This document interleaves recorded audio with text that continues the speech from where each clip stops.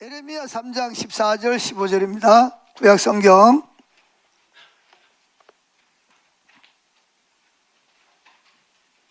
에레미야 3장 14절 15절 제 성경으로는 천공 54쪽.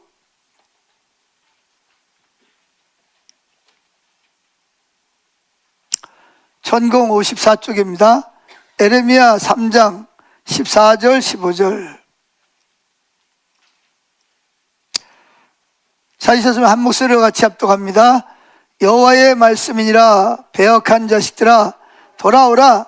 나는 너희 남편임이라. 내가 너희를 성읍에서 하나와 족속 중에서 둘을 택하여 너희를 시온으로 데려오겠고, 내가 또 내 마음에 합한 목자들을 너희에게 주리니 그들이 지식과 명철로 너희를 양육하리라. 아멘.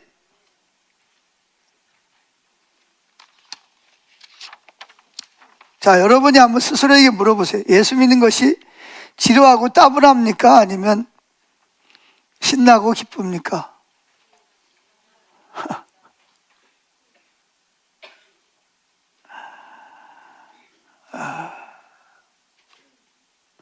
어디를 보냐면 6쪽을 한번 보세요. 6쪽.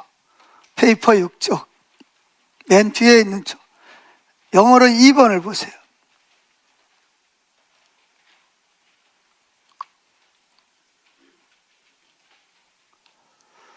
한번 같이 한번 읽어보실래요? 다 찾으셨어요?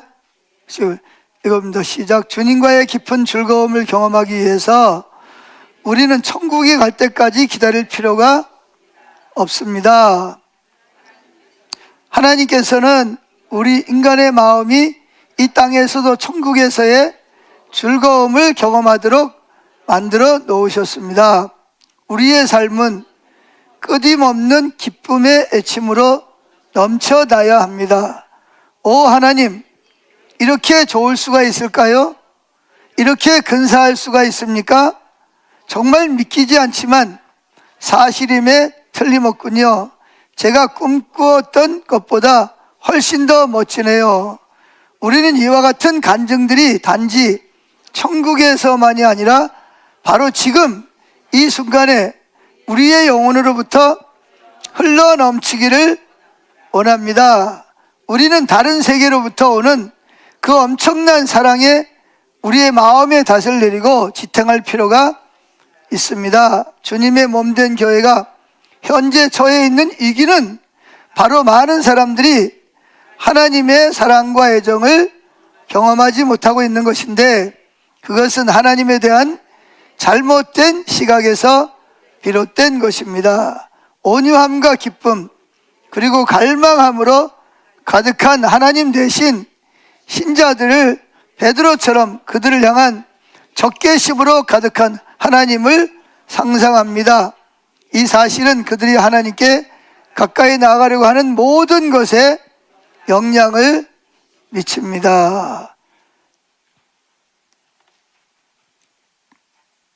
하나님은 예수님을 통해 십자가를 통해서 저와 여러분을 구원하시고 부르셨는데 목적이 뭐예요?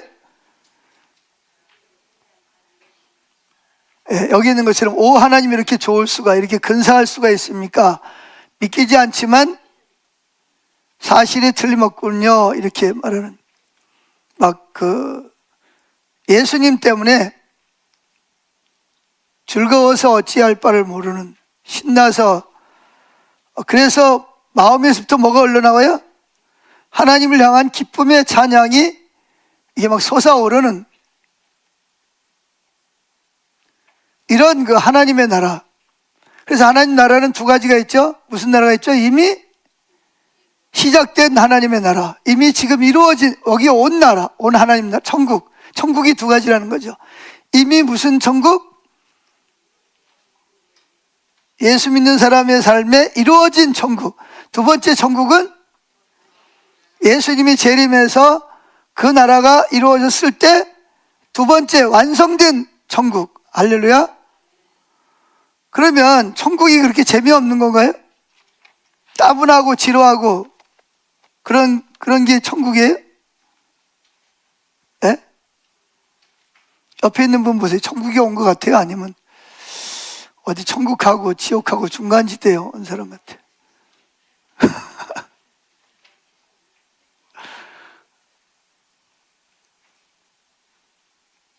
자, 이유가 뭐라고요?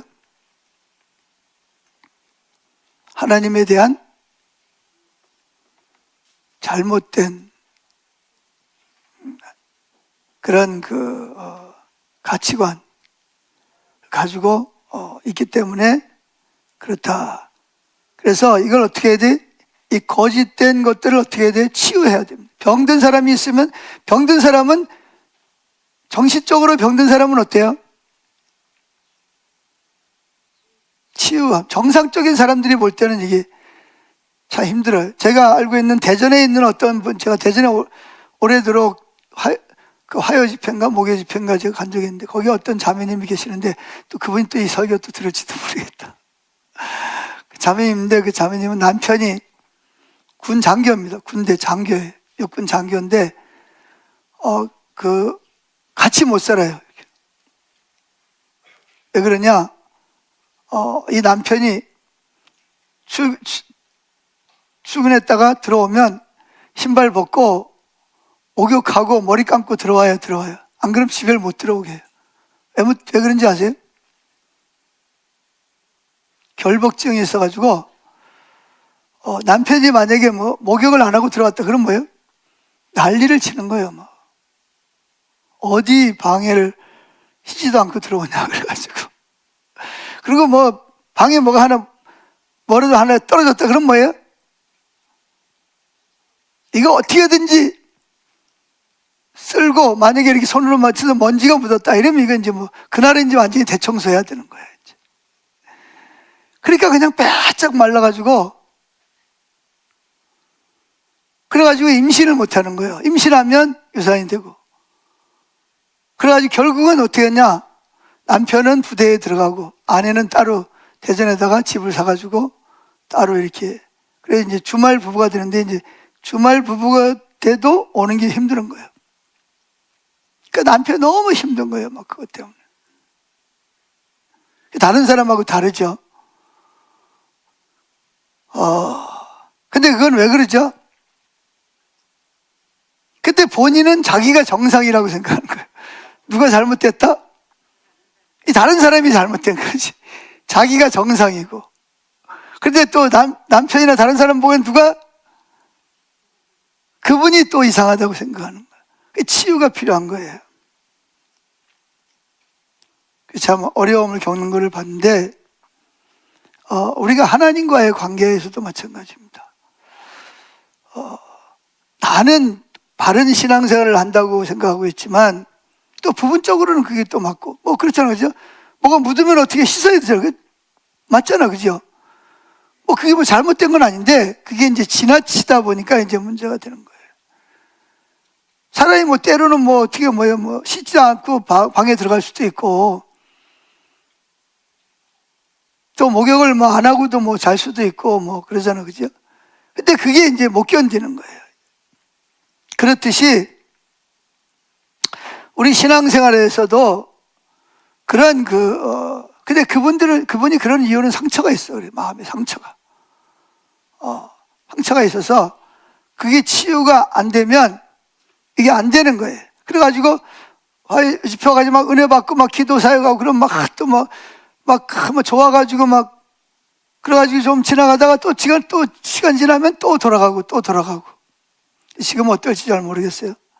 치유가 됐기를 원하는데, 자, 어떻게든 1번, 첫째, 하나님에 대한 거짓 이해에 대한 치유책입니다. 하나님은 우리를 친밀한 교제를 위해서 우리를 창조하셨죠. 성부, 성자, 성령 하나님이 서로 사랑의 교제를 나누고 친밀하듯이 하나님의 형상을 따라 지음받은 저와 여러분을 똑같이 사랑하는 겁니다. 그래서 자, 성경에 보면 예수님이 여러분을 얼마나 사랑하실까요? 얼마나?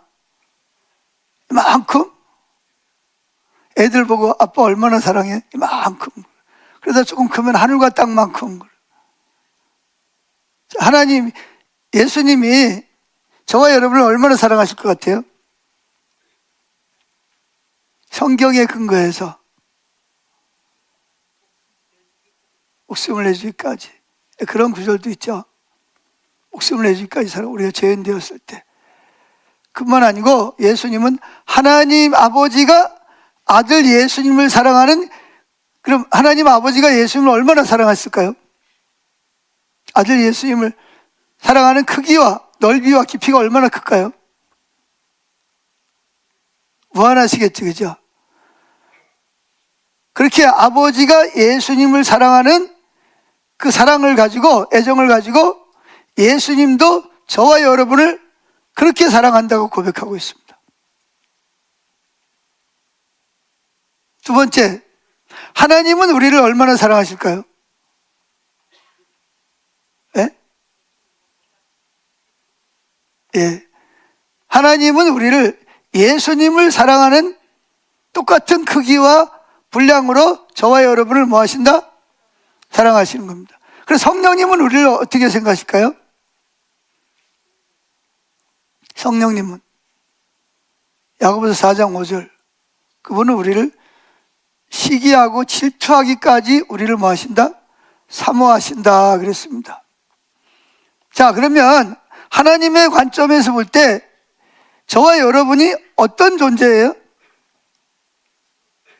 누구와 같은 존재예요? 하나님 입장에서는 아들 예수님과 같은 존재고, 예수님 입장에서는 아버지를 사랑하는 사랑으로 사랑할 만큼 귀한 존재고, 성령님도 시기하고 실투하기까지 우리를 사랑하시는 존재라는 거죠. 아멘. 그러니까 우리가 이런 것을 이론뿐만 아니라 실제적으로 경험적으로 알아야 우리가 하나님과 진정한 친밀한 사랑의 관계가 가능해집니다. 반대로 하나님이 매우 엄격하셔가지고 우리가 뭐 잘못한 거 있으면 막 비난하고 막 정죄하고 막 그냥 화를 내시는 분이라, 그렇게 생각을 하면 우리는 수시로 넘어지고 자빠지잖아요, 그죠? 그럼 하나님과 친밀한 교제가 가능할까요? 불가능할까요? 불가능하죠.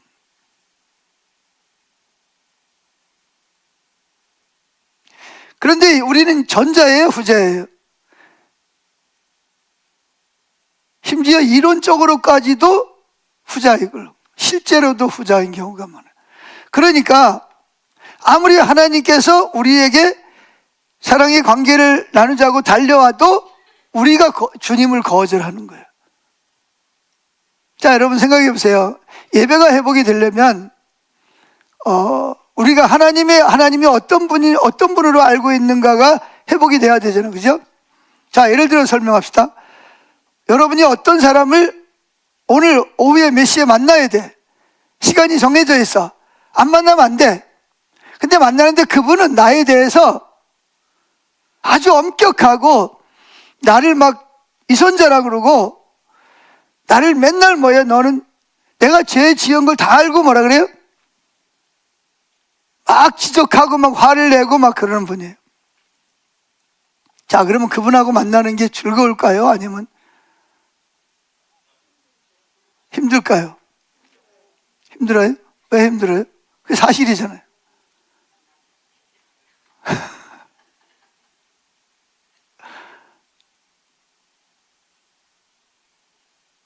그게 설사 사실이라 하더라도 그분이 나를 뭐예요? 막 이손자라 그러고 막 비난하고 막 정지하고 그러면 그분하고 같이 있는 시간이, 예를 들어서 1시간 만나기로 했다. 그럼 어떻게 돼요? 1시간이 모처럼 길게 느껴져요? 2-3시간 이상 길게 느껴지겠죠, 그죠?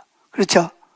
근데 반대로 내가 그럼에도 불구하고 나를 정말 좋아하고 나를 사랑하고 나를 애정을 가지고 있고 나를 있는 모습 그대로 나를 인정을 해주고 나와 그 만나는 시간을 정말 좋아해. 그런 사람을 만난다 그럽시다. 그럼 그 사람 만나는 시간은 어떨까요? 예? 빨리 떠나고 싶어요? 아니면 계속 있고 싶어요? 그 여러분이 생각하는 하나님은 어떤 하나님이에요? 전자예요? 후자예요? 예? 아니면 중간이에요? 일로 왔다 저로 갔다 그래요?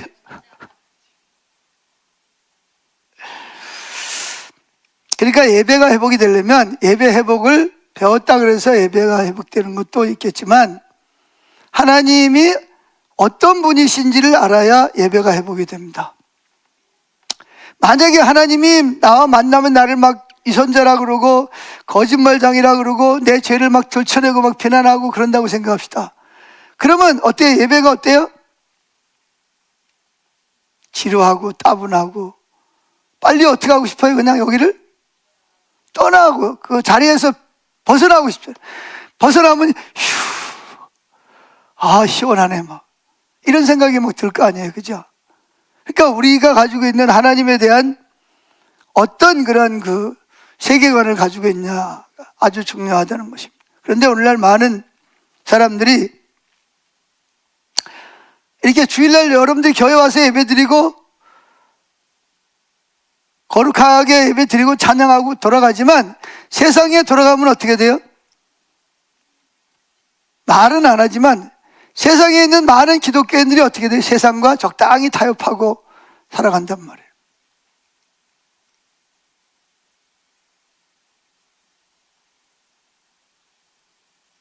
말은 안 하죠. 그러나 교회의 현 상황을 직시하고 있는 사람에게는 이게 비밀스러운 이야기가 아니에요. 이런 영적인 타락의 위기가 왜 왔냐? 예를 들면, 자, 제가 목사입니다. 이제 목사들이 상당히 많지, 그죠? 근데 목사님들이 가끔씩 가다가 문제를 일으키죠. 뭐 여자 문제, 돈 문제. 여러 가지 문제 일으켜요. 일으키는 이유가 뭘까요? 첫째, 성경을 잘 몰라서 그런다. 둘째, 알지만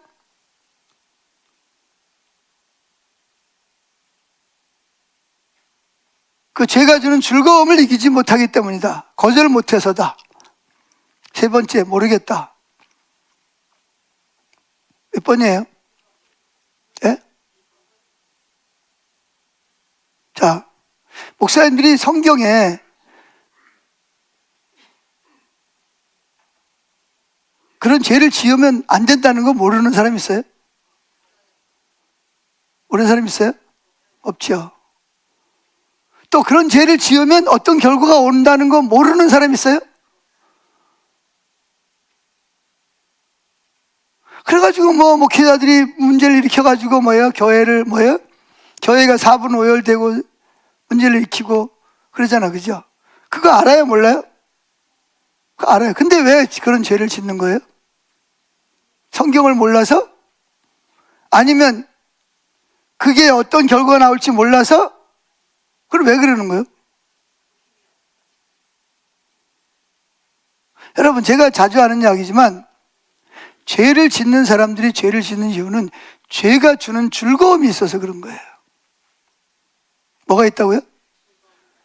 죄가 주는 우리는요, 즐거움을 누리게끔 하나님이 창조하신 거예요. 하나님이 즐거워하듯이 우리도 뭐 하도록? 즐거워야만 살맛이 나는 거예요. 즐겁지 않으면 무슨 병이 와요? 우울증이 옵니다. 그래서 사는 게 너무 힘들어요. 안 그러면 고소공포증이라는 그런 것이 오든지 하여튼 그런 정신병이 와요. 그래서 하나님이 우리를 만들 때부터 하나님처럼 즐거워하도록 DNA를 만드는 거예요. 우리 즐거워야 돼요. 그런데 예를 들어 저 같은 목사가 설교하고 예배 드리는 것이 즐거워요, 안 즐거워요? 즐거워요, 안 즐거워요? 이게 즐거워야 되잖아, 그죠? 그래요, 안 그래요? 근데 이게 전혀 안 즐거운 거예요. 그럼 뭐가 더 즐겁냐? 강단에 내려가서 다른 사람 안 보는 데 가서 뭐예요? 죄 짓는 것이 더 뭐예요? 쾌락, 돈에 대한 어떤 그 욕심이 채워지는 것, 그런 것들이 더 즐거운데 어떻게 죄를 이기냐고요.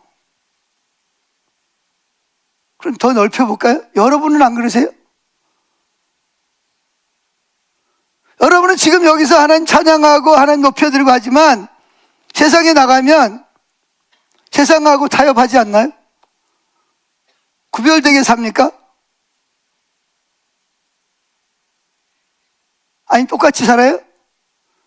그 왜 그러는 거죠? 그렇게 살면 안 된다는 걸 몰라서 그런가요? 예? 그 알면서 왜 그렇게 살아요? 그렇게 살면 또 뭐가 와요? 마음이 평안해요? 죄책감 와요? 또 실제로 또 관계도 깨지고 그렇죠? 또 뭐 그게 들통이 나와서 망신을 당하기도 하고 재산상의 손해를 보기도 하고. 근데 왜 그러는 거예요? 그거 알면서 왜 그러는 거예요? 예? 힘이 없어요? 힘이 없다는 말은 무슨 말이에요? 그건 변명하기 쉬워서 하는 말이고, 실제로는 뭐가 즐거운 거예요? 하나님 안에서 누리는 즐거움보다 무슨 즐거움이? 세상이 더 즐거움을 주기 때문에 그러는 거예요.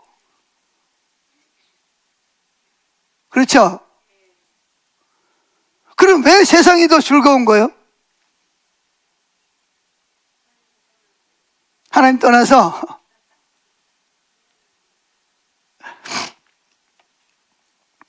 자, 아가서 보면 이런 말이 있잖아요.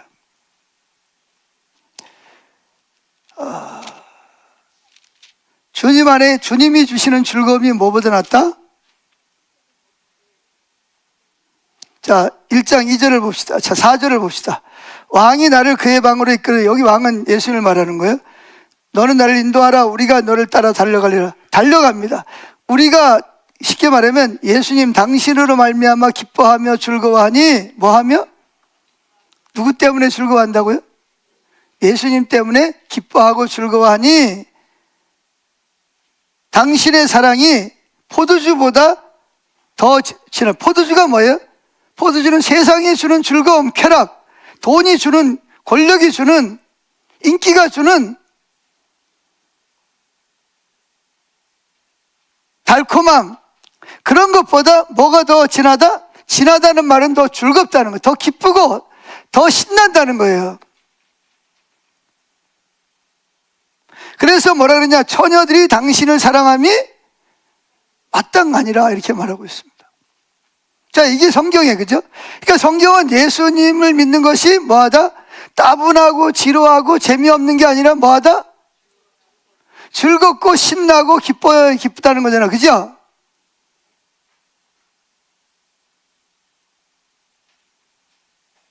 여러분 보세요. 예수님 안에서 신나고 즐겁고 기쁘면 그 기쁨과 즐거움이 너무 커서 시시한 죄책감을 느껴야 되고 대가를 치러야 되고,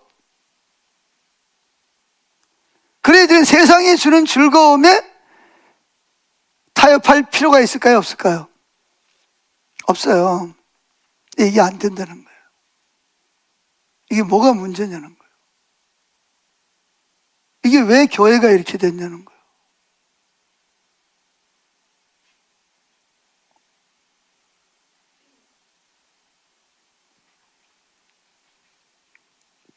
이게 왜 그러냐면 우리 머릿속에 하나님에 대한 잘못된 가치관이 있어서 그렇습니다. 하나님을 한마디로 말하면 하나님을 잘 모르고 있기 때문에 그런 거예요. 목사도 모르고 신학자도 잘 모르고.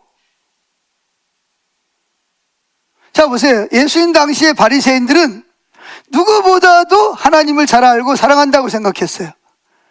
그럼 그들은 하나님이 보내신 예수를 어떻게 했어요? 핍박하고 죽였잖아요. 그 왜 그런 거죠? 그들이 성경이 없었나요? 율법을 몰랐나요? 다 있잖아요. 근데 왜 그러는 거예요? 그들은 그 위에 사람들로부터 하나님에 대한 올바른 이해가 아니라 잘못된, 거짓된 하나님을 받아들였기 때문에 그런 것입니다. 그래서 하나님과 바른 관계를, 그런 친밀한 관계를 맺으려면 우리 머릿속에 있는 하나님에 대한 거짓된 것을 어떻게 돼요? 치유해야 됩니다. 바른 하나님과의 관계로. 할렐루야. 진짜 하나님이 어떤 분이신지 그분과 그분의 마음속에 있는 걸 들여다보고 경험해서 그리로 돌아서야 된다는 것입니다. 그래서 오늘 본문 말씀에도 에레미야를 통해서 이렇게 말씀하죠. 3장 14절, 주께서 또 말씀하셨다. 믿음 없는 타락한 백성들아, 내게로 돌아오라. 내가 바로 너의 뭐다? 남편이다. 이제 내가 너희를 한 성읍마다 한 명씩, 한 시족 가운데 2명씩 뽑아서 시온으로 데려오겠다. 그런 다음에 내가 내 마음에 맞는 나의 목자들을 너희 위에 세워주겠다. 그러면 그들이 지혜와 슬기로 너희를 다스리며 양육할 것이다. 아멘. 자, 여기 보세요. 주께 또 말씀하셨다. 믿음 없는 타락한 백성들. 이게 뭐예요? 믿음이 없는 타락한 백성이라는 게 뭐예요? 하나님이 내가 너희를 사랑한다. 난 너희들을 기뻐한다. 그런데 그 말을 믿어요? 안 믿어요? 안 믿고 하나님은 아주 엄격한 하나님, 하나님은 정죄하는 하나님, 심판하는 하나님으로만 알고 뭐예요? 하나님을 떠나서 타락했단 말이에요. 그래서 하나님은 누구에게로 돌아오라는 거예요? 나에게로 돌아오라는 거예요. 나에게로 돌아오라는 말은 무슨 말이에요? 하나님 자신에게로 돌아오라는 말이 원래 내 모습 그대로를 알고 나와의 관계로 돌아오라는 거예요. 뭘로 돌아오라? 내가 너희를 얼마나 사랑하고 내가 너희를 위해서 얼마나 기뻐하고 너희를 만나는 시간을 즐거워하는지 그걸 올바로 알고 그 안으로 돌아오라는 거예요. 그래서 올바른 관계를 맺자는 거예요. 이때 당시에도요, 안식일마다 거리가 한산했어요. 다 주일날 교회 가서 예배 드리고. 거리가 한산했다니까요. 안식일이 되면 아무 일도 안 했어요. 그런데 하나님은 그들 보고 뭐라 그러냐? 돌아오라고 외치는 거예요. 그러니까 그들은 뭐라, 우리가 돌아왔잖아, 여기 지금. 그들이 돌아왔다는 말은 무슨 뜻이에요? 시간에 맞춰서 와서 예배 드리고 헌금하고 몇 가지 봉사하면 자기 돌아왔다고 생각하는 거예요. 하나님은 돌아오라는 말은 그게 아니고 뭘로 돌아오라는 거예요? 내가 너희에 대해서 어떤 하나님인지를 좀 바로 알고 그 하나님께로 돌아오라는 거예요. 그게 생명이걸요. 그게 복이걸요. 근데 하나님에 대한 왜곡된 지식을 가지고 있는 거예요. 우리가 거짓 신앙 체계를 뭐라 그러죠? 하나님에 대한 왜곡된 이해를 거짓 신앙 체계라고 그러잖아요. 그래서 호세아서 보면 내 백성이 나를 몰라서 여기 있다? 그럼 그들이 그 말을 듣고 뭐라 그랬을까요? 호세아 저 뽕나무 저 농사꾼이 와가지고 우리 보고 뭔 얘기를 하는 거야? 우리가 성경을 얼마나 매일 성경을 읽고 있고 성경을 달달달 외우는데 우리가 하나님을 모르다니 그랬을 거예요 아마. 근데 하나님은 호세아 보고 너희가 나를 아는 지식을 버렸다, 이 말은 무슨 말이에요? 너희가 원래 내 모습, 내가 누군지를 너희가 모른다? 안다? 모른다? 모르고 있다는 거예요. 그렇기 때문에 너희가 지금 뭐 하고 있다? 망하고 있다는 거예요. 여러분 실제적으로 예수님이 오시기 전 BC 722년에 아수르, 지금은 아시리아에 의해서 북이스라엘이 어떻게 했어요? 완전히 멸망을 당합니다. 망했어요. 망한 이유가 뭐예요? 그들이 성경이 없어서 망한 게 아니에요. 예배를 안 드려서 망한 게 아니에요. 성경은 뭐가 없어서 망한다고요? 하나님을 아는 지식이 없어서 망한다는 거예요. 그리고 너희들이 그 나를 아는 지식을 버렸다는 거예요. 그러니까 하나님은 어디로 돌아오라는 거예요? 내가 누군지를 올바로 아는 그리로 돌아오라는 거예요. 그러면 너희가 뭐 하겠다? 살 것이라는 거예요. 할렐루야. 그래서 하나님께서는 뭐라 그러냐? 그럼에도 불구하고 나는 뭐다? 그거 보세요. 14절을 보세요. 주께 또 말씀하셨다. 믿음 없는 타락한 백성들아, 내게로 돌아오라. 그러면서 뭐래? 내가 바로 너의 뭐다? 나는 너의 뭐다? 남편이라는 말은 무슨 말이에요? 이스라엘 백성들은 하나님과 결혼한 사이입니다. 영적으로. 아멘. 언약을 맺으세요. 근데 여러분, 결혼했는데 한쪽이 아내가 계속 바람을 피우고 음란한 행동을 하면 어떻게 돼 있죠? 이혼 증서를 줘야 됩니다. 모세의 율법에 보면. 아멘. 맞아요, 틀려요? 그런데 하나님은 여전히 그들을 뭐라 그래요? 나는 너의 남편이다. 그러니까 나는 여전히 너희를 뭐 한다는 거예요? 사랑하고 너희들을 기다리고 있다는 거예요.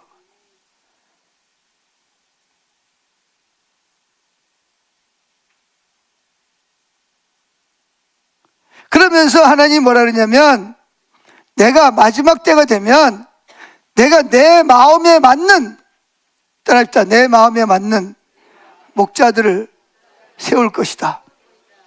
그들은 지혜와 계시로 그들을 인도할 것이다. 그런 얘기입니다. 누굴 세우겠다고요? 하나님의 마음에 맞는 목자들을. 여기 중요한 게 누구의 마음에 맞는? 하나님의 마음에 맞는 목자. 하나님 마음에 안 맞는 목자는 어떤 목자예요? 하나님이 누군지를 아는 목자들을 세우겠다는 거예요. 그리고 그들을 통해서 나를 모르는, 나에 대해 잘못된 시각을 가지고 있는 너희들을 어떻게 바른 길로, 나에게로 그들이 너희를 인도해 올 것이다. 그런 이야기입니다. 할렐루야.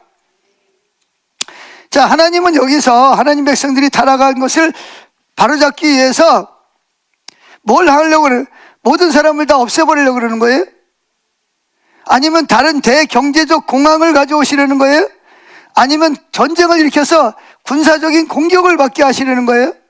아니면 불치병을 보내게 하셔서 그냥 고통을 당하게 하시려는 거예요? 지금 하나님이 왜 돌아오라는 거예요? 아니라는 거죠.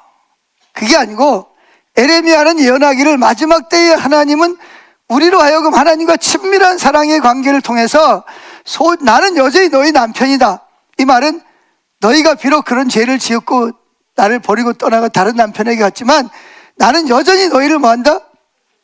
여전히 너희들을 사랑하고 있고 너희들과 만나기를 원하고 너희들과 다시 행복한 가정을 이루기를 원하신다는 거예요. 너희들은 여전히 내 소중한 신부라는 거예요. 아멘. 그러니까 돌아오려면서 안 돌아와?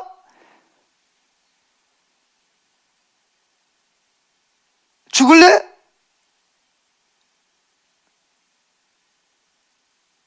암 걸릴래? 그게 아니고 뭐로 돌아오라는 거예요? 나는 여전히 너의 남편이라는 거예요. 너희들은 여전히 내 뭐예요? 없어서는 안 되는 신부라는 거예요. 그러니까 뭘로 돌아와라? 내 사랑을 좀 받아들이고 내가 널 이렇게 사랑한다는 걸 알고 나에게로 뭐 해라? 돌아오라는 것입니다.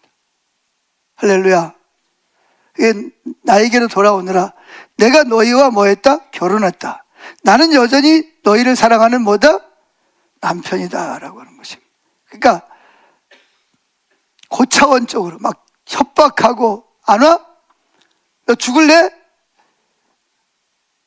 너 교통사고 나서 뭐 다리 하나 부러질래? 너 암 걸릴래? 뭐 이게 아니고 뭐예요? 나는 여전히 너의 뭐다? 너의 언약을 소중히 여겨. 너희는 언약을 버렸을지 모르지만 나는 여전히 너를 사랑하는 변함없는 너희의 남편이다. 그러니까 나에게로 너희가 돌아와야 뭐한다? 산다는 것입니다. 할렐루야. 왜냐하면 하나님은 우리가 하나님을 몰라서 왜곡된 이해를 가지고 살아가면 우리는 뭐 하는 걸 알아요? 망한다는 걸 알고 있거든요. 자, 누가복음 15장에 보면 유명한 비유가 나오죠. 뭐가 나오죠? 탕자의 비유가 나옵니다. 어느 가정에 부잣집에 아들이 둘이 있었는데 이 둘째 녀석이 아버지가 멀쩡하게 살아있는데 와가지고 뭐라 그래요? 아버지가 돌아가시면 어차피 나에게 유산을 줄 거니까 돌아가신 다음에 주나 지금 주나 마찬가지니까 지금 주세요. 그래서 아버지가 어떻게 했어요? 둘째에게 줄 유산을 다 줬어요. 그랬더니 이 둘째 아들이 그 유산을 가지고 어떻게 했어요? 먼 나라, 왜 먼 나라로 갔을까요? 아버지가 소식을 못 듣는 곳으로 멀리 간 거예요. 잔소리 안 하는 곳으로. 먼 나라로 가서 어떻게 했어요? 여러분 같으면 그 돈 가지고 뭐 했겠어요? 제일 먼저 스포츠카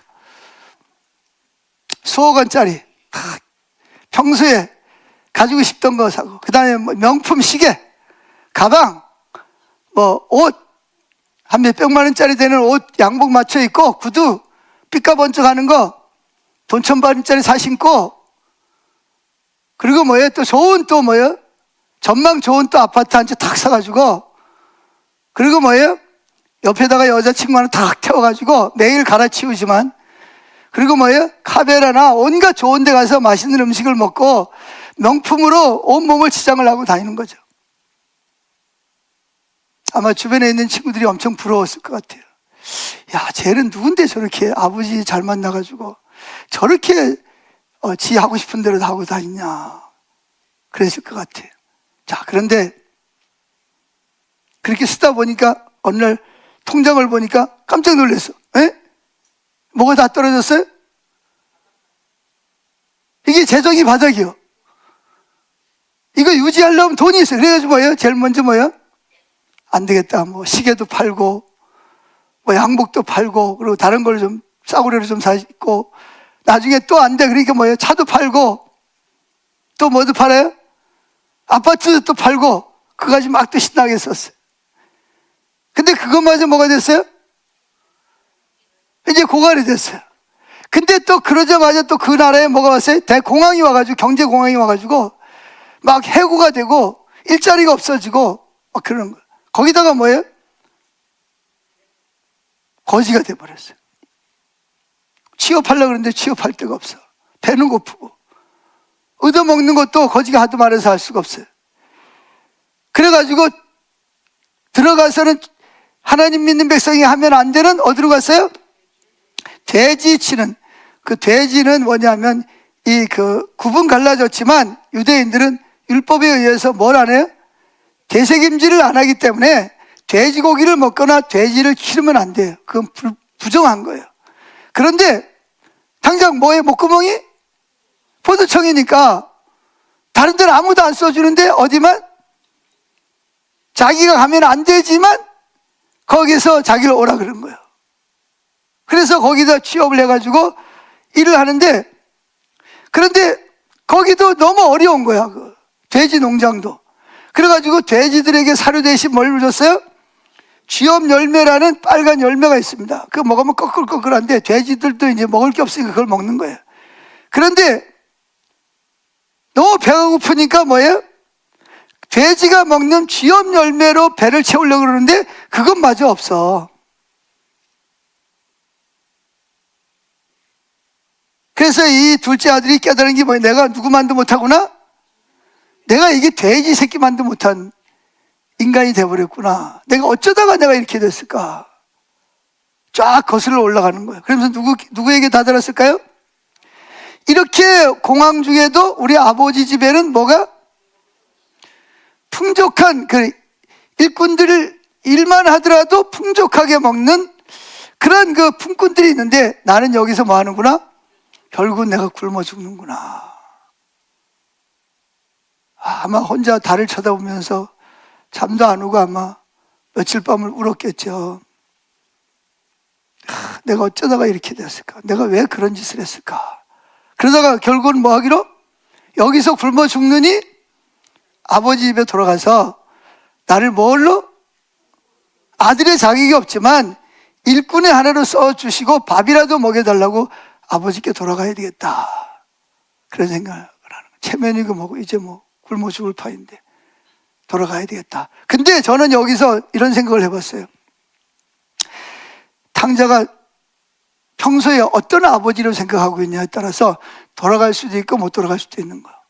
만약에 아버지가 내가 이런 꼴로 돌아갔다 그러면 뭐 지작대 끌고 나와서 뭐 한다? 너 누구야 임마? 너 왜 왔어? 이리고 만약에 뭘 쫓아낼 아버지라고 그 생각을 했으면 차라리 죽어도 여기서 죽지. 뭐 거기 갔다 마저 죽으나 여기서 죽으나 못 돌아가죠. 근데 왜 돌아갔을까요? 자기가 경험했던 그 아버지는 그래도 품꾼들에게까지도 뭐예요? 자비를 베푸는 아버지라는 인식이 있었기 때문에 그래서 뭐예요? 그래 내가 아들로서가 아니라 뭘로? 품꾼의 하나로 써달라 그러면 우리 아버지가 나를 그래도 품꾼의 하나로 써줄 거다. 그러니까 이 탕자가 생각하는 아버지는 어떤 아버지? 자기가 돌아가면 지작대 끌고 나와서 두들겨 패고 쫓아내는 아버지가 아니라 그래도 최소한 자기를 뭐하는? 사랑해주고 밥을 줄 아버지로 인식을 하고 있었다는 거예요. 이게 중요한 거예요. 여러분들이 만약에 탕자인데 내가 거기 갔다 맞아 죽는다 그럼 가겠어요? 그런 사람 아무도 없어요. 근데 왜 갔을까요? 그래도 우리 아버지는 자기가 평소에 볼 때 좋은 아버지야. 특별히 누구에게까지? 일꾼들에게까지도 좋은 아버지였다는 거예요. 그래서 돌아갈 수가 있었던 거죠. 그런데 아니나 다를까 멀리서 누가 먼저 쫓아왔죠? 아버지가 먼저 아들을 발견하고 들어와서 지기뜻 끌고 오는 게 아니라 와서 안아주고 입을 맞추면서 그러면서 뭐예요? 입을 맞춘다는 말은 아랍 사람들이 입을 맞춘다는 말은 아주 뭐예요? 그 절친한 친구 사이라는 것을 상징적으로 표현하는 게 뭐냐면 입을 맞추는 게 아니라 뭐 옆에 이렇게 그래서 그 사람 만나면 뭐 이렇게 하면서 서로 허그하면서 볼에다가 입을 맞추잖아, 그죠? 그건 뭐냐? 우정을 표시하는 거예요. 근데 이 아들이 돌아오자마자 아들에게로 가서 달려갈 뿐만 아니라 끌어안고 뭐예요? 입을 맞추면서 그러면서 뭐예요? 종들에게 제일 좋은 옷을 내다 입히고 가락지를 끼우고 신발을 신기고 끝나는 게 아니죠. 뭐 해라? 송아지를 잡아서 잔치를 해라. 자기가 모았던 기대했던 아버지보다 훨씬 더 무슨 좋으신 아버지, 자기를 있는 그대로 받아주신 아버지. 그걸 지금 예수님께서 종교 지도자들에게 이 말씀을 하고 있는 것입니다. 자, 그러면 두 번째, 하나님 마음에 꼭 드는 목자들을 세우시는 주님. 하나님은 우리를 택하시고 부르셔서 우리 죄를 낱낱이 파헤치고 비난하고 거기에 합당한 심판으로 갚아주시기 위해서 이런 몽둥이 들고 뭐하는? 종아리 걷어 임마, 너 맞아야지, 이런 하나님이 아니라 무슨 하나님? 결혼한 관계로서의 하나님, 인격과 인격적으로 대한 하나님. 그래서 사랑하는 결혼 관계로 우리를 인도하시는 분으로 우리가 올바른 하나님을 이해하는 게 중요하다는 것입니다. 하나님 우리가 그분에 대한 올바른 이해로 하나님이 어떤 분이신지를 올바로 알기를 원합니다. 그래서 뭐라 그러냐? 너희가 전심으로 나를 자꾸 찾으면 뭐하리라? 나를 만나. 즉 내가 누군지 너에게 뭐 할 것이다? 알려주겠다. 근데 사람들이 필요를 달라고 기도를 하는데 뭐는 구하지 않아요? 하나님이 어떤 분인지를 알기 위해서 전심으로 하나님을 찾는 사람이 별로 없다는 거예요. 그래서 누구를 몰라? 하나님 누군지를 모른다는 거예요. 자, 아가서 1장 8절 읽어보겠습니다. 시작. 여인 중에 어여쁜 자야. 9절.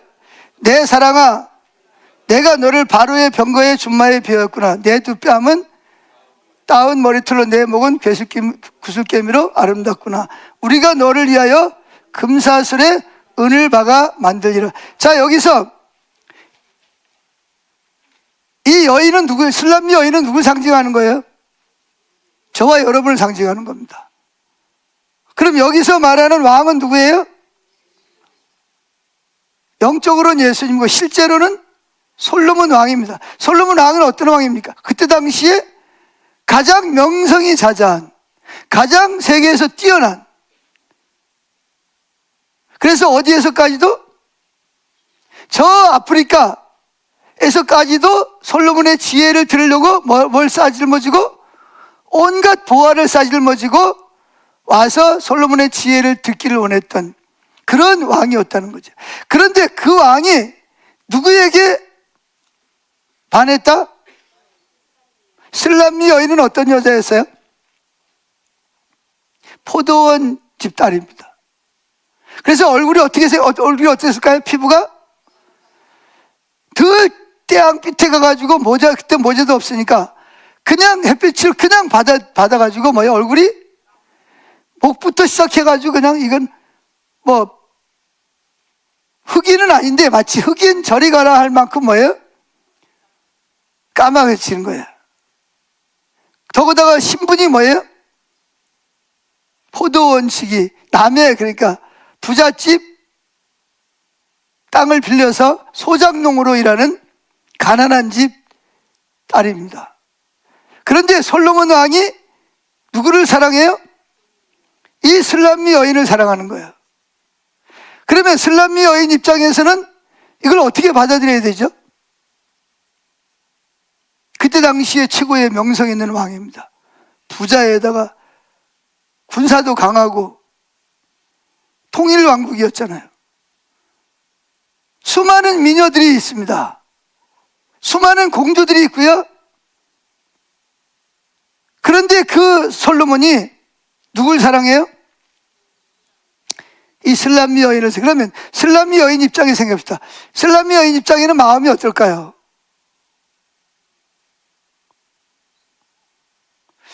그걸 받아들이기가 쉬웠을까요? 어려웠을까요? 솔로몬에게서 쪽지가 하나 왔어. 편지가. 신하가 막 와가지고 저는 솔로몬이 막 이런 편지를 써. 내가 당신을 좋아하고 사랑합니다. 나를 한번 만납시다. 그러면 솔로몬, 이 슬람미아 입장에서 그걸 받아들고 뭐라 그랬어요? 이거 혹시 다른 사람한테, 저 공주한테 가야 되는 거 혹시 나한테 온 거 아니에요, 이거? 아마 그랬을 거 아니에요, 그죠? 그랬더니 신하가 뭐라 그래요? 주소가 이게 맞는데 그 댁의 이름이 슬람미 아니에요? 내가 슬람미. 그럼 맞다고. 근데 이게 슬람미 입장에서는 어떤 생각이 들었어요?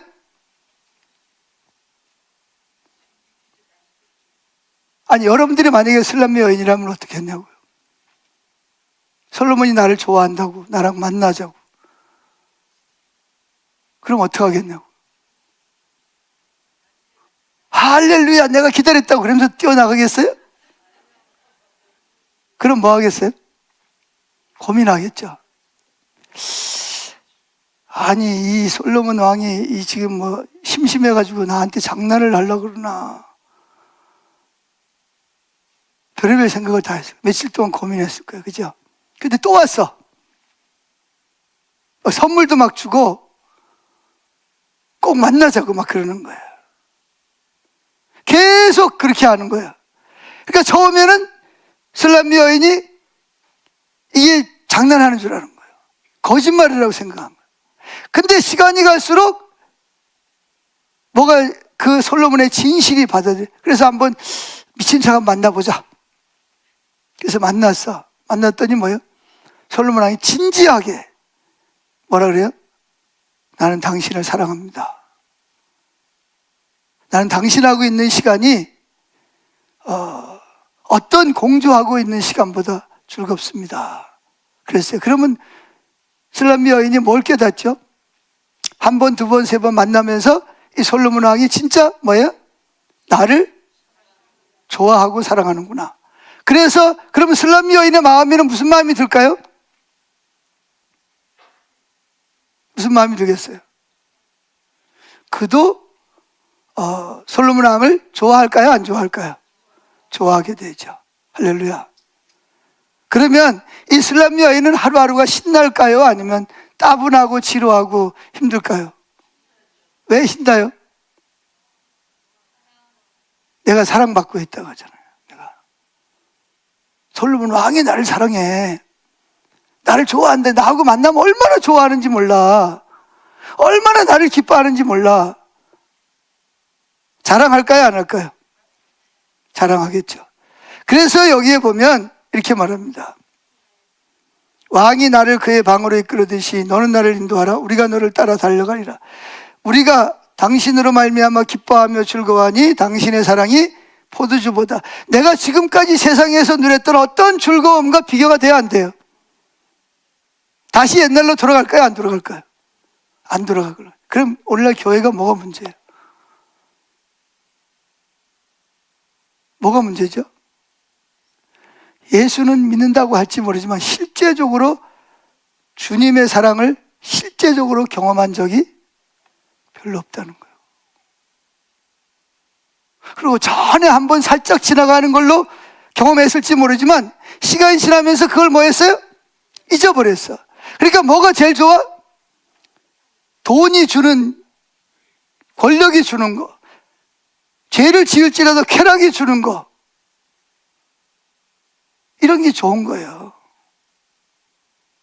그러니까 교회는 나와서 예배는 드릴지 모르지만 하나님과 만나는 시간이 따분하고 재미없고 오히려 뭐 하는 시간이 즐거워요? 스마트폰 가지고 게임하는 시간이 더 즐겁고 죄가 주는 즐거움이 더 즐겁고 나중에 산수갑산을 갈지라도 지금 뭐예요? 즐거운데 좋은데 뭐. 그런 사람들 보고 아무리 뭐 십자가가 어떻고 뭐가 어떻고 해봤자 밖에 나가면 뭐예요? 또 즐거움을 찾아서 또 떠날 수밖에 없어요. 아멘?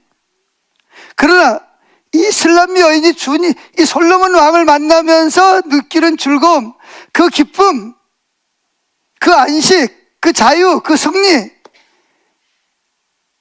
그것을 만끽하고 누리는 술람미 여인은 더 이상 뭐예요? 옛날처럼 세상의 즐거움일까요? 즐겁지 않을까요? 즐겁지 않죠. 그러면요, 그런 술람미 여인 같은 나중에는요, 다시 세상으로 돌아가라 그래도 돌아가겠어요? 안 돌아가겠어요? 안 돌아가죠. 왜? 지금 삶이 너무 즐겁고, 그게 계속 날이 갈수록 더 즐거움이 증가되니까. 원래 교회가 이게 문제란 말이에요.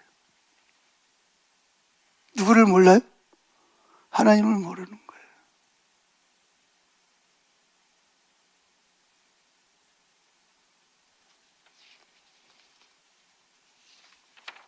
그래서 하나님께서 마지막 때에 누굴 세우겠다? 하나님 마음에 합한 목자들을 세워서 그들이 먼저 그 즐거움을 누리고 하나님에 대해서 왜곡된 치유가 필요한 사람들을 어떻게 해서 그들을 하나님의 즐거움으로 데리고 오게 하겠다는 거예요. 아멘. 그래서 하나님은 계속 하나님께로 돌아오라고 그럽니다. 사랑의 관계를 나누자고 그럽니다. 그래서 우리는 그러면 주님과 개인적인 만남에 기쁨이 넘쳐나게 되고 그로 말미암아 이 세상과 죄를 좋아하는 타락의 길을 걸어가지 않게 된다는 거예요. 이게 하나님의 방법입니다. 너 그거 하면 너 죽어. 너 몽둥이를 그냥 다리를 부러뜨릴 거야. 그런다고 죄를 안 짓습니까? 죄가 즐거운데 다리가 부러지더라도 뭐 해야 돼요? 즐거움 누려야지.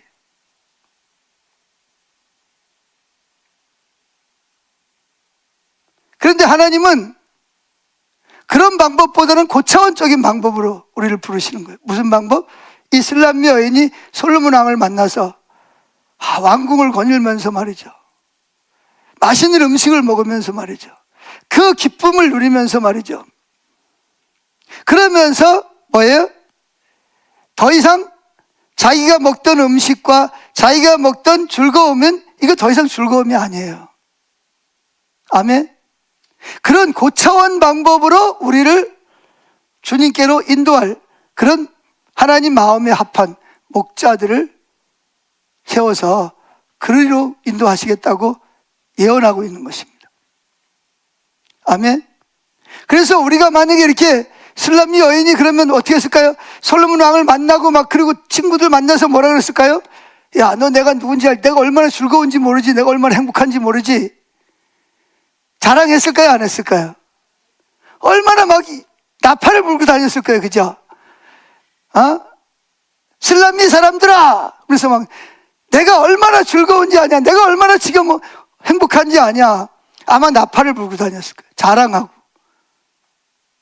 아멘? 그러면서 많은 사람들을 누구에게로? 왕이신 주님께로 인도하게 된다는 거예요. 그게 바로 뭐냐? 일도 사역이고 그게 전도라는 겁니다. 여러분 보세요. 내가 너무 막 신나고 막 좋은 거예요. 그럼 어떻게 돼요? 다른 사람에게 자랑하고 싶어요? 안 하고 싶어요? 막 자랑하고 싶잖아요. 뭐 반지 하나만 끼워도 뭐요? 머리 아파. 왜 이렇게 머리가 아프지? 지금 뭐 머리가 아프다는 거야? 아니면 반지 봐달라는 거야 지금?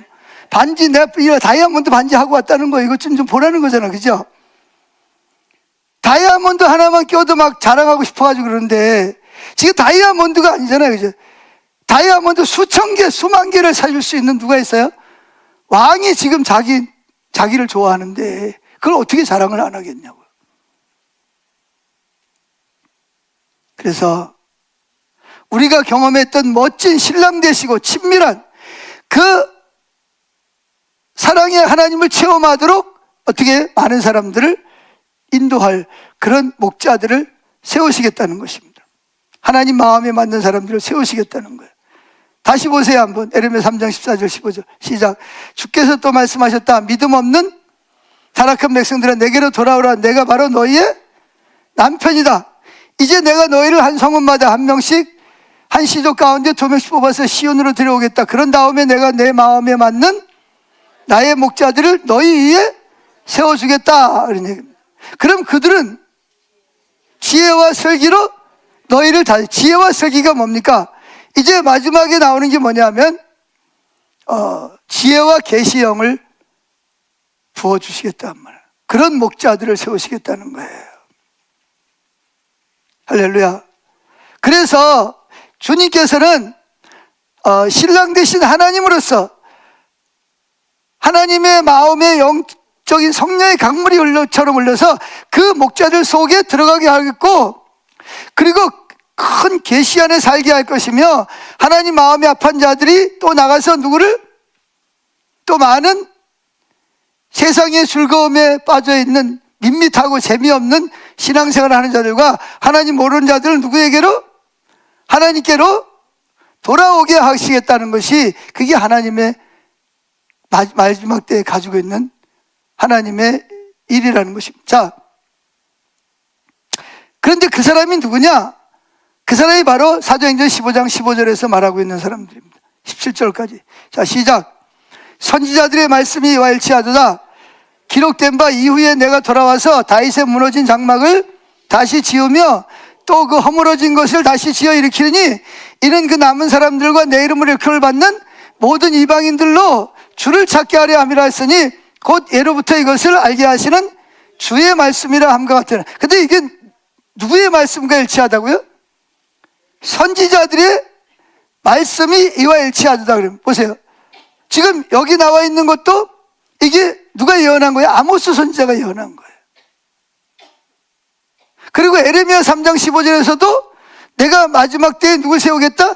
내 마음에 합한 목자를 세우시겠다는 거예요. 아멘. 결국은 하나님이 돌아와서 16절에 무너진 뭐를? 다윗의 장막을 다시 지어 일으키겠다. 이게 누구냐? 하나님이 그냥 하나님 손으로 하는 게 아니라 하나님 마음에 합한 목자들을 세워서 그들로 인해서 이걸 경험하게 하고 체험하게 하고, 그리고 이것을 경험하지 못하는 사람들을 하나님께로 돌아오게 하는 그 기름 부음을 부으시겠다는 언약입니다. 그 언약이 성취되겠다는 것입니다. 할렐루야.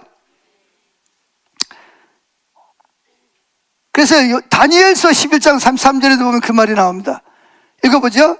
그때 이스라엘 백성 가운데 지혜 있는 지도자들은 많은 사람을 깨우쳐 그들을 올바른 길로 인도하겠지만, 올바른 길이 뭐예요? 신랑 대신 예수님이 누군지를 아는 자리로 뭐예요? 돌아오게 하겠다는 것입니다. 그리고 새벽 그들을, 그 하나님 마음에 합한 자들을 새벽 별과 같이 뭐하게 할 것이다? 빛나게 할 것이라고 다니엘서에 예언하고 있습니다. 그러면 여기에서 시간이 지나가서 뛰어넘어서, 그럼 여기에서 말하는 하나님의 마음에 합한 목자들이 누구냐? 자, 5쪽 3번으로 갑니다. 여기 하나님의 마음에 맞는 목자들은 바로 지혜와 계시의 성령을 받은 사람들을 말하는 것입니다. 뭐라고요? 지혜와 계시의 성령을 받은 사람들을 말하는 것입니다.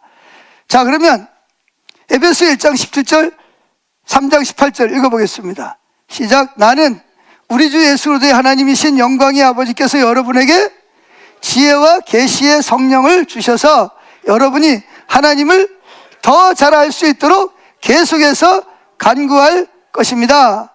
3장 18절. 모든 성도들과 더불어 그리스도의 사랑이 얼마나 크고, 그리스도의 사랑이 얼마나 넓고 크고 높고 깊은지를 깨달을 수 있게 되고, 나아가 모든 지식에 뛰어넘는 그리스도의 사랑을 깨우쳐 알아 하나님의 모든 충만하심의 정도까지 여러분이 충만하게 채워지기를 기도합니다. 자, 이 사람이 누구예요? 바로 사도 바울이 이런 사람들이 세워지기를 위해서 기도했다는 거예요. 그게 뭐예요? 지혜와 계시의 성령을 부어주시는 사람들을 의미하는 것입니다. 그 사람들은 어떤 사람이에요?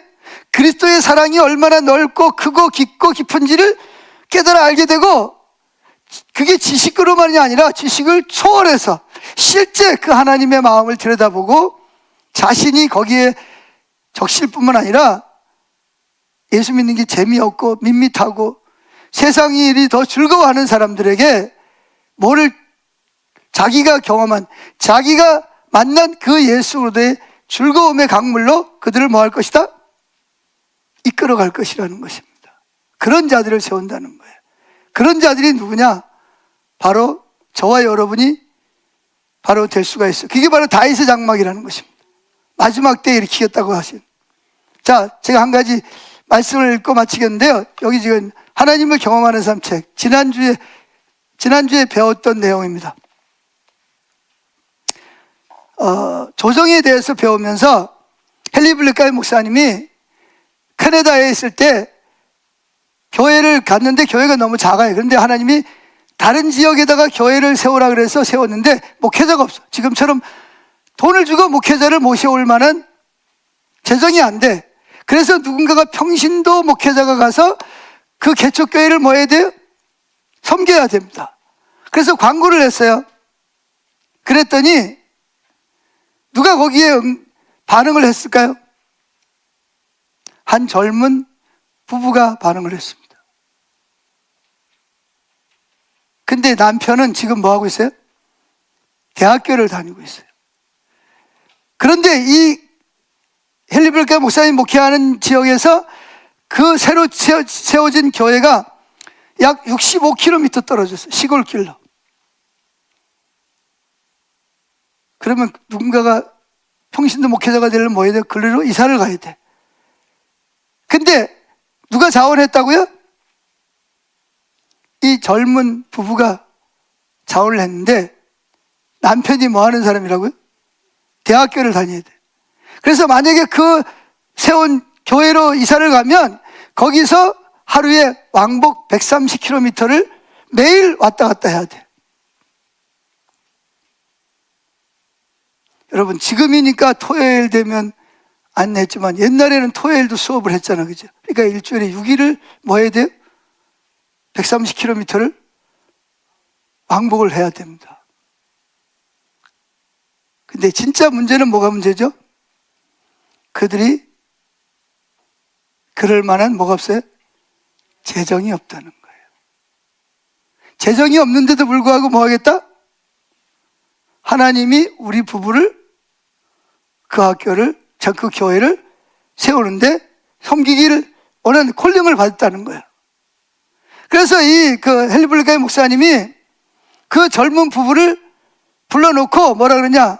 안 됩니다. 저는 당신에게 그 일을 하게 할 수가 없습니다. 그러면서 뭐예요?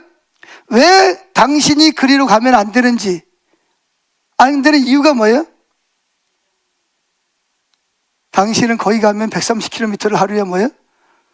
왕복을 해야 되고. 그럼 뭐가 필요해요? 차는 있으니까 그거 하겠죠. 뭐예요? 매일 기름값이 들어가야 되고, 차가 고장나면 고쳐야 되고, 감가상각비가 들어가야 되고.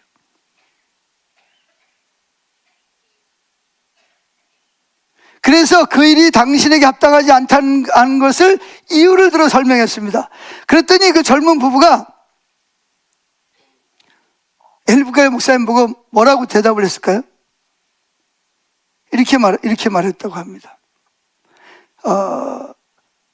이 젊은 부부는 하나님이 그들을 구원해 주신 사실에 대해 깊이 감사하고 있었습니다. 그 남편이 저를 바라보며 이렇게 말했습니다. 목사님, 제가 주님을 위해 희생할 기회를 빼앗지 말아주세요. 그랬다는 거예요.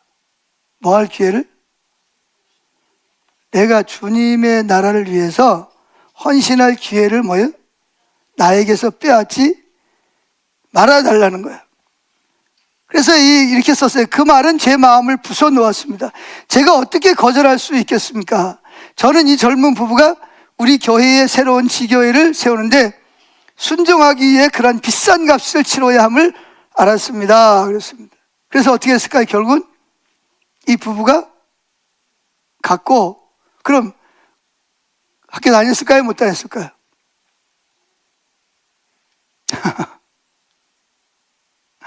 여기 이렇게 말하고 있습니다. 우리는 하나님께 한 평신도 목회자를 불러달라고 기도했습니다. 저는 하나님이 우리가 예상치 못한 방법으로 기도에 응답하신다는 사실에 대해서 마음을 열고 있어야 했습니다. 이 젊은 부부가 하나님의 부르심에 대해서 깊은 헌신과 희생의 자세로 응했을 때 예수님의 몸인 그 개척교회는 그들이 부르심을 받았음을 확인시켜 주었고 하나님은 그들의 필요를 채워 주셨습니다. 이렇게 말하고 있습니다. 이게 뭐죠? 이 부부가 만약에 글로 가면 뭘 할 각오를 해야 돼요? 130km를 운전하고 왔다 갔다 할 뿐만 아니라 뭐까지도 기름값에다 뭐대 재정이 엄청나게 많이 들어간다는 것을 알고 있었어요. 그러나 자기 자신은 자기가 가진 건 없지만 누가? 하나님이 자기를 그대로 초청했기 때문에 뭐 할 걸 믿었어요? 하나님이 지금은 눈에 보이지 않지만 자기들의 필요를 하나님이 채울 것을 믿었기 때문에 그 일에 순종했고 실제로 하나님은 그들의 필요를 채워주심으로 말미암아 이 젊은 부부는 누굴 경험했을까요? 좋으신 하나님 아니면 깍쟁이 하나님? 예? 그러면 좋으신 하나님을 경험하면 기분이 좋을까요? 나쁠까요? 그러면 헌신하는 것이 어때요? 즐겁죠. 주와 같이 길 가는 것 즐거운이라니. 아마 즐겁게 아마 신나게 아마 차 운전하면서 왔다 갔다 했을 것 같아요. 여러분, 말이 130km지. 이게 누구냐? 이런 목자를 뭐요? 그런 거 하나님을 경험한 사람들을 마지막 때에 뭐 하겠다? 세워서 하나님에 대해서 왜곡된 지식을 가지고 있는 사람들에게 자기가 먼저, 그래서 먼저 하나님을 찾는 시간이 필요하고 말씀으로 채우는 게 필요한 거예요. 그래서 내가 먼저 내 안을 무엇으로? 즐거운 하나님으로 채우고 그 다음에 뭐예요? 이걸 자랑하는 거예요. 다른 사람에게. 뭐 억지로 오라 그러는 게 아니라 내가 경험한 하나님을 그냥 자랑만 하면 돼. 그럼 그들이 뭐예요? 그들도 뭐 하고 싶어요? 즐거운 하나님을 경험하고 싶으니까 어디로 와요? 주님께로 돌아오게 된다는 것입니다. 할렐루야. 하나님, 그래서 어떤 사람은 설교자로, 어떤 사람은 책을 통해서, 어떤 사람은 운동을 통해서, 어떤 사람은 또 뭐예요? 노래를 통해서, 영화를 통해서, 또는 뭐 제자 훈련을 통해서, 또는 학교에서, 일터에서 하나님을 경험한 즐거움의 하나님을 자랑하는 것을 뭐라 그러죠? 따라해보세요. 일터사역. 그걸 일터사역이라고 그러는 거예요.